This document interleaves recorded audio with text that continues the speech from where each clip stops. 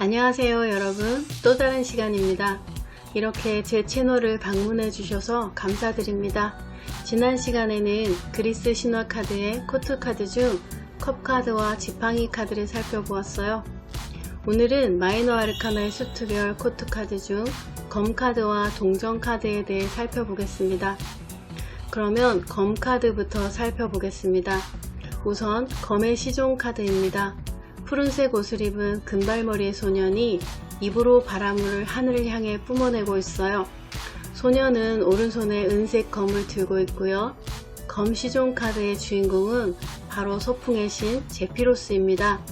미의 여신 아프로디테가 바다의 물거품 속에서 태어났을 때 바로 이 제피로스가 해변가로 밀어서 데려다 주었죠.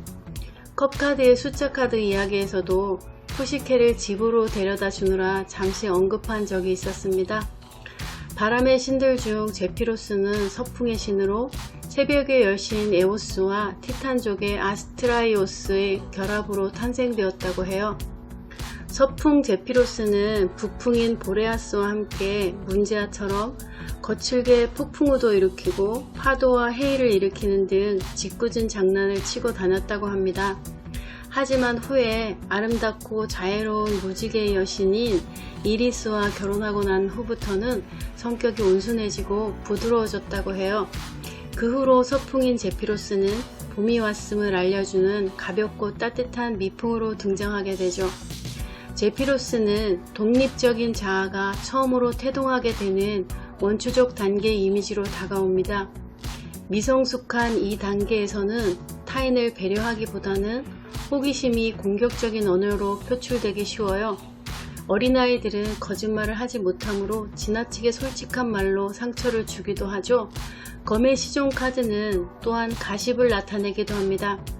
가십은 시간이 지나고 사람들을 거쳐가면서 과장되기 때문에 개인의 명예에 치명적인 상처를 남기기도 하고 엄청난 스캔들이 되어 걷잡을 수조차 없게 될 때도 많이 있습니다. 이처럼 작은 산들바람은 어느 순간에 걷잡을 수 없는 커다란 태풍으로 다가올 수도 있어요. 제피로스가 들고 있는 양날의 검처럼 이 시기는 독립적인 사고가 탄생하는 시기인가 동시에 작은 다툼이 태풍이 될 수도 있다는 것을 알려줍니다. 그래서 우리는 검의 시종 카드를 만났을 때 그냥 무작정 피하거나 무시하기보다는 잘 달래고 보살펴서 좋은 방향으로 인도해 주어야 할 것입니다.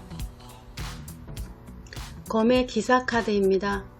검 기사 카드에는 은색 갑옷을 입은 쌍둥이 형제가 백마를 타고 있습니다.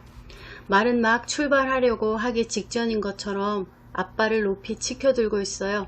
쌍둥이 형제들도 하늘을 향해 나란히 검을 치켜들고 있고요. 배경은 어둡고 먹구름이 마치 회오리 바람이라도 부는 것처럼 표현되어 있어요. 검 기사 카드의 주인공은 카스토로와 폴리데우케스입니다. 이들은 스파르타의 왕비 레다와 제우스 사이에서 태어났다고 하는데 이미 레다는 임신해 있는 상태였어요. 레다는 두 개의 알을 낳게 되었는데요. 하나의 알에서는 클리타임 레스트라와 카스토로가 태어났고 다른 하나의 알에서는 제우스의 자식인 폴리데우케스와 헬레네가 태어났다고 합니다.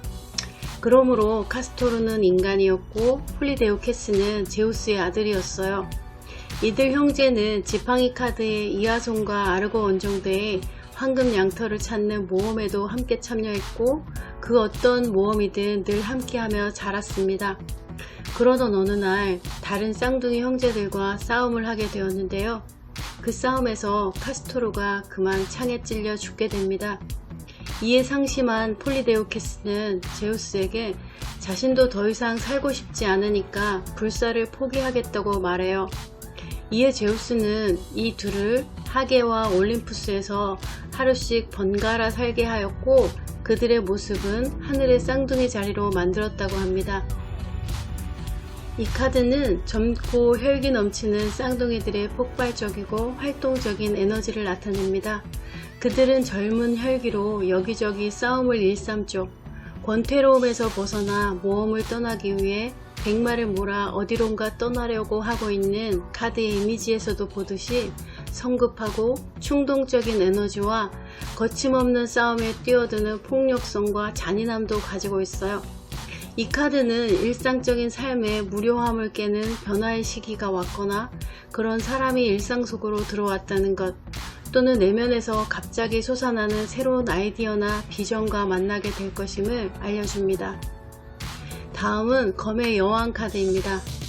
하늘색 드레스를 입은 금발의 아름다운 여인이 왕좌에 앉아서 오른손에는 검을 수직으로 들고 있고 왼손에는 물병의 물을 땅으로 쏟아내고 있어요. 왕좌 뒤로 펼쳐진 배경에는 하얗게 눈 덮인 설산이 펼쳐져 있습니다. 이 카드의 주인공은 아틀란테입니다. 이아소스 왕의 딸로 왕은 왕위를 계승할 아들을 간절히 원했지만 딸이 태어나자 실망한 나머지 들판에 버렸다고 해요.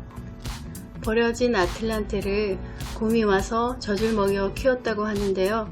그 곰은 달의 여신인 아르테미스가 아틀란테를 구하기 위해 보냈다고 해요. 후에 사냥꾼들에게 발견되어서 그녀는 사냥꾼으로 길러집니다.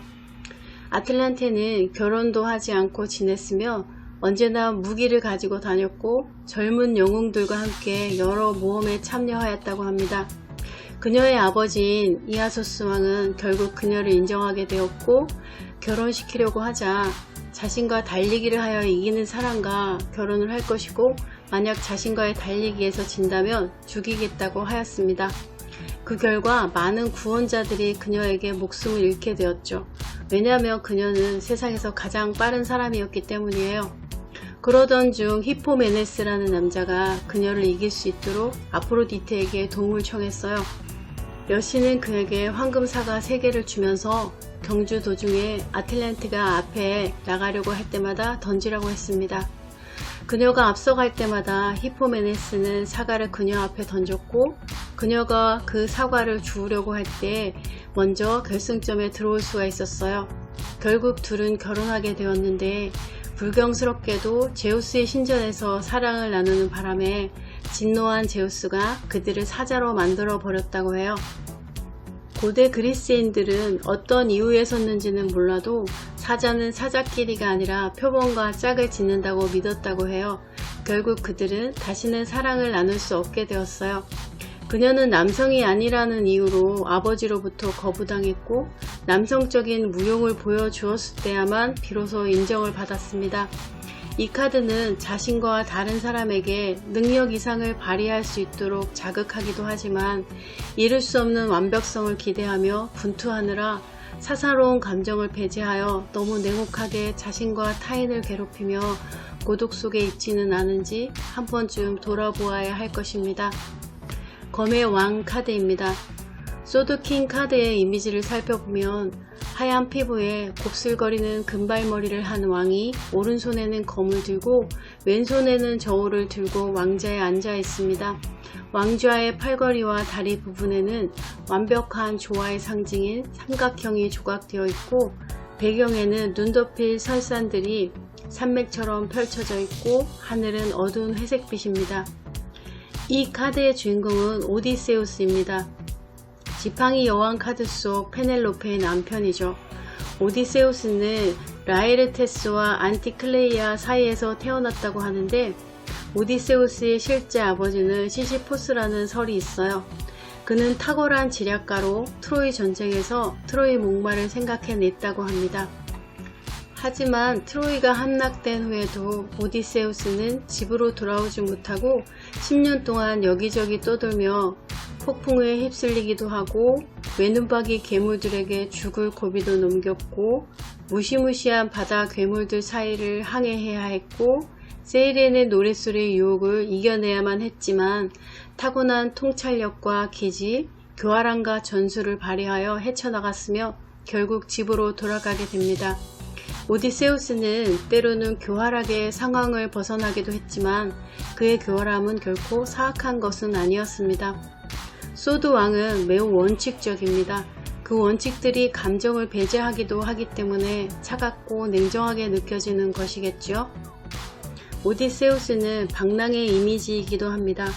그가 10년 넘게 모험을 쫓아 헤매 다닌 것은 타인과의 관계 속에서 뿌리를 두고 있지 않은 관계 결핍에서 나온 것이라고 할 수 있어요.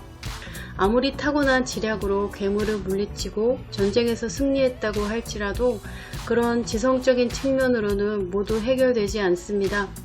타인과의 관계 속에서 일어나는 감정적인 교류의 부족은 주위 사람들로부터 고립되게 만듭니다.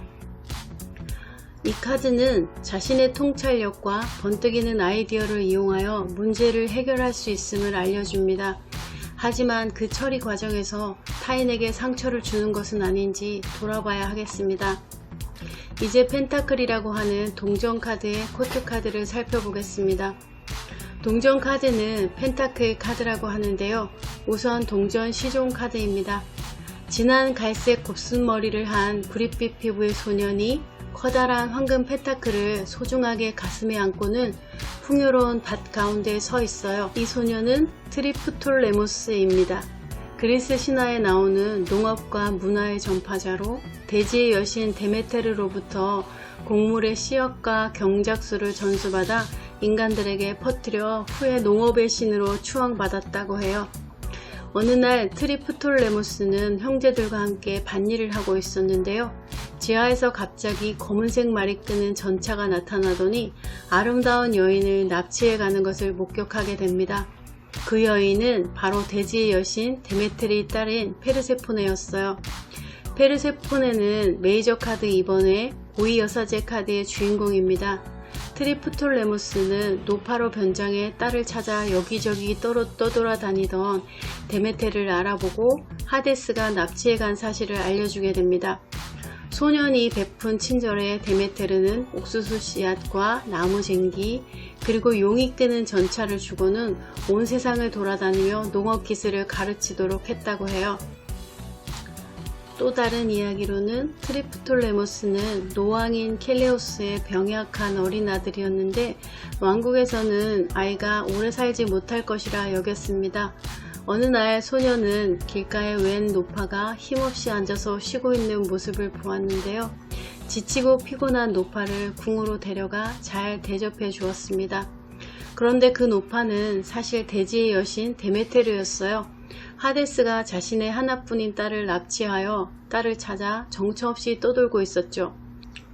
데메테르 여신은 자신을 대접한 답례로 병약한 소년의 이마에 입맞춤을 해주었더니 아이의 몸에 생기가 살아나고 눈에 띄게 건강해졌어요. 밤이 되어 여신은 소년을 품에 안고는 주문을 외운 다음 아궁이의 불 속으로 넣었습니다. 그것은 아이를 불사의 몸으로 만들어주는 의식이었지만 소년의 어머니가 그 광경을 보게 되고는 아이를 죽이려는 줄 알고 놀라서 의식을 막는 바람에 결국 소년은 불사의 몸은 얻지 못했다고 합니다. 하지만 불사의 몸을 얻는 대신 곡물의 씨앗을 받았고 경작수를 배워 널리 인간들에게 농사짓는 법을 가르쳐주게 됩니다. 그는 데메테르 여신이 준 용이 끄는 전차를 타고 온 세상을 돌아다니며 땅에 곡물의 씨앗을 뿌렸어요. 후에는 고향으로 돌아와서 아버지의 뒤를 이어 왕위에 올라 데메테르 여신을 기념하는 제전을 열었다고 합니다. 이 카드는 어떤 물질적인 일을 하기 전에 초기 단계의 노력들을 의미하므로 우리가 무엇인가 계획을 세우고 그것에 대한 노력을 하고 있을 때 만나게 되는 카드입니다. 동전 기사 카드입니다. 진한 갈색 머리의 청년이 녹색 튜닉 위에 갈색 갑옷을 입고 갈색 투구를 쓰고는 오른손에는 커다란 황금 펜타클을 왼손에는 곡식의 줄기를 잡고 있어요. 청년은 풍요로운 푸른 초원 위에 갈색 말을 타고 있고 멀리 양떼들이 평화롭게 풀을 뜯고 있으며 올리브 나무 아래에는 벌통들이 놓여 있어요. 이 카드의 주인공은 아리스타이오스입니다. 양떼의 수호자로 일컬어지는 그는 태양신 아폴론과 인간인 키레네 사이에서 태어났습니다.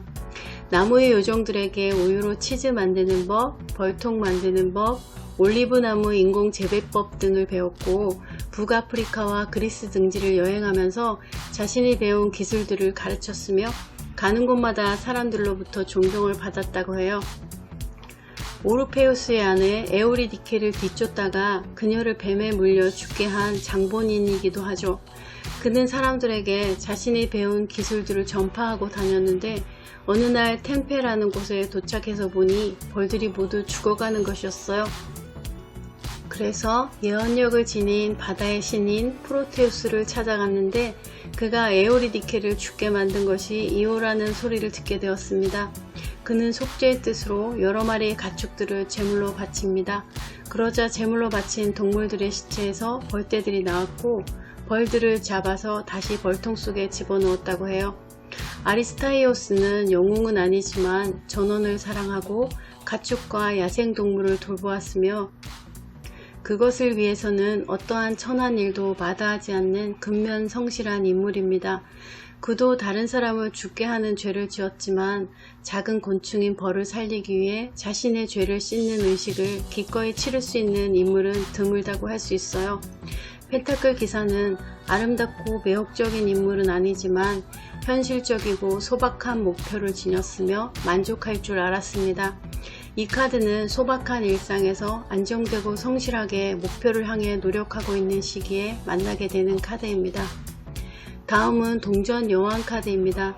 진한 갈색 곱슬머리에 주황색 드레스를 입은 여왕이 오른손에는 황금 펜타클을 받쳐들고 왼손에는 풍요의 상징인 포도송이를 들고 황소머리가 조각된 황금 왕좌에 앉아있어요. 그녀는 풍요로운 들판의 가운데에 있으며 뒤로는 소들이 풀을 뜯고 있습니다. 이 카드의 주인공은 리디아의 여신인 옴팔레입니다. 그녀는 그리스 신화에서 헤라클레스를 노예로 부린 리디아의 여왕으로 헤라클레스는 이피토스를 살해한 죄를 씻기 위해 그녀에게 노예로 팔렸다고 합니다. 옴팔레는 헤라클레스에게 여인의 옷을 입히고 물레질을 하게 시켰다고 해요. 그녀는 죽은 남편으로부터 왕궁을 물려받았는데 실용적이고 강인한 성격으로 왕국을 잘 다스렸다고 합니다. 옴팔레는 헤라클레스처럼 대단한 영웅도 꼼짝 못하게 만듭니다. 왜냐하면 그녀의 이름인 옴팔레는 배꼽이라는 뜻으로 육체적인 관능성을 나타내기 때문이죠. 하지만 옴팔레는 관능에만 치우친 것이 아니라 자신의 부와 영토의 통치에 대해서는 실용적이고 방어적입니다. 옴팔레는 관능적이고 위험 있으며 힘이 있는 여왕으로 이 카드는 자신이 가지고 있는 원초적인 에너지를 깨닫고 물질의 소중함을 인식하며 삶을 풍요롭게 살아가는 시기에 만나게 되는 카드입니다. 마지막으로 동전 왕 카드입니다. 구릿빛 피부에 진한 갈색의 곱슬머리를 한 왕이 커다란 펜타클을 양손에 잡고는 염소머리가 조각되어 있는 황금 왕좌에 앉아 있어요. 그의 발 아래에는 황금 동전이 수북이 쌓여 있고 옆에는 갈색 염소가 있네요. 왕좌 뒤로는 포도나무처럼 보이는 나무 뒤로 웅장한 건물이 보여요. 동전 왕카드의 주인공은 마케도니아의 왕인 미다스 왕입니다. 미다스 왕은 물질적인 안락을 추구하던 왕이었다고 해요. 어느 날 디오니소스 신의 스승인 실레노스가 술에 만취해서 돌아다니고 있었는데요.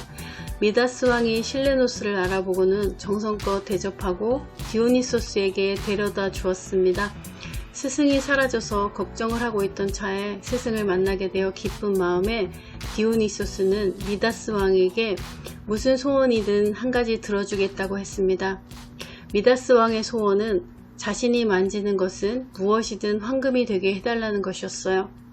하지만 그는 그때부터 자신이 만지는 것 모두가 황금으로 변해서 먹지도 못하고 굶어 죽을 처지에 놓이게 됩니다. 그의 지나친 욕심이 화를 부른 것이죠. 결국 미다스 왕은 자신의 지나친 욕심에 대해 용서를 빌게 되고 디오니소스는 강의 발원지로 가서 목욕을 하라고 알려주게 돼요.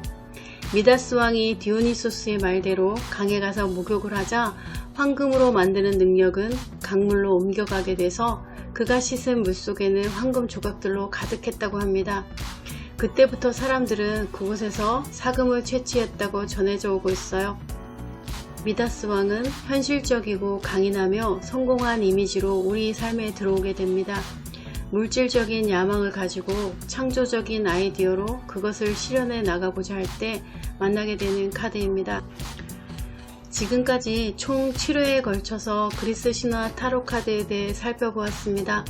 유니버셜 웨이트 카드를 기초로 공부하신 분들은 그리스 신화 타로 카드를 조금 더 심도 있게 공부하신다면 타로의 리딩의 폭이 훨씬 넓고 깊어질 것이라고 확신합니다. 오늘도 이렇게 제 채널을 찾아주시고 시청해 주셔서 감사합니다. 다음 영상에서도 또 만나요.